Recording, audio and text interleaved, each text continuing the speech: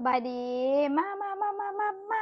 FC ทาง YouTube มากินแกงเฮ็ดเขาเอิ้นเฮ็ดหยังวะเฮ็ดอิหยังวะบ่ฮู้อะบ่ซังสิว่าเฮ็ดหยังมาเด้อแซ่บๆนำกันร้อน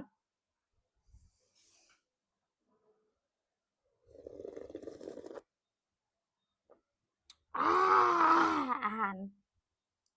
ปลาข้อยมักโอ้แซ่บๆมาเด้อพี่น้อง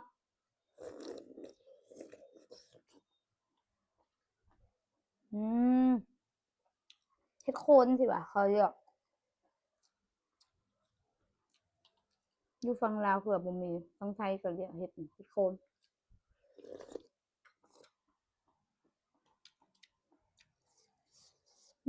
มาเด้อแซ่บๆนำกันร้อน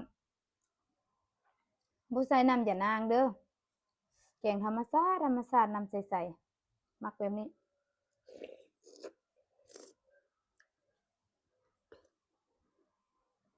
แล้วแต่คนมักนะคนก็มักใส่น้ำยานาง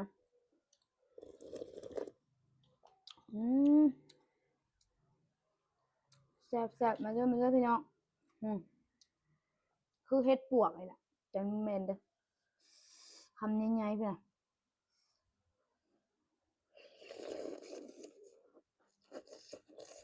อืม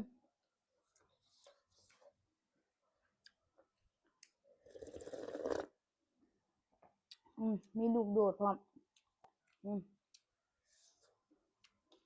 อืมเผ็ดเด้ออืม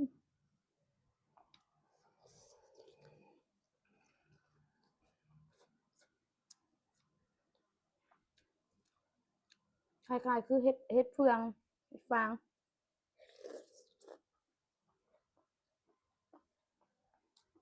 รสชาติมันน่ะอืมอืมให้พักผักคะผักตับนินผักอืม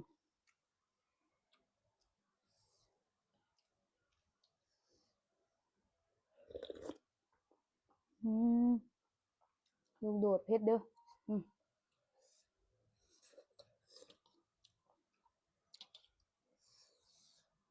อืมแซ่บมาเด้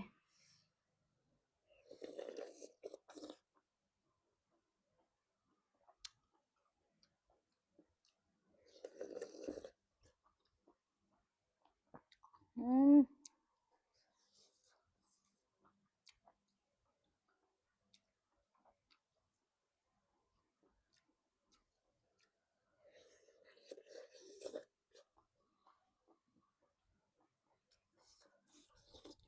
ทำไงแฮง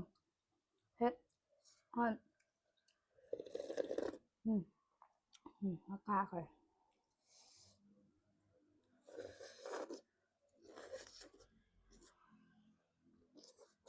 อืมอืมเผ็ด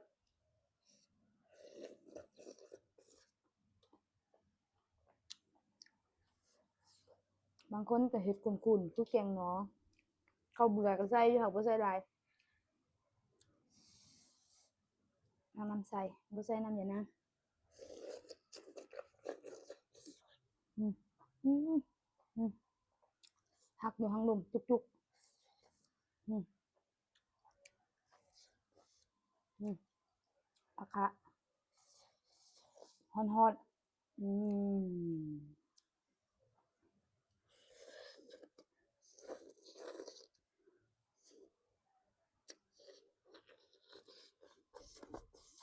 อืมอืม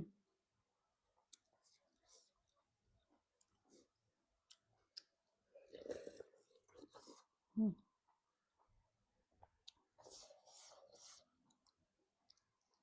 เผ็ดอืม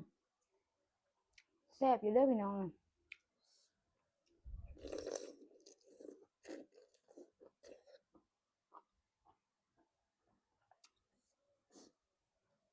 อยู่ฝั่งลาวน่ะจะบ่มี มันจะอยู่ไทยเฮ็ดเนี่ย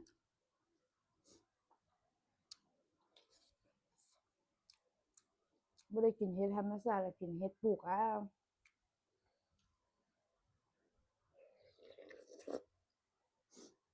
อืม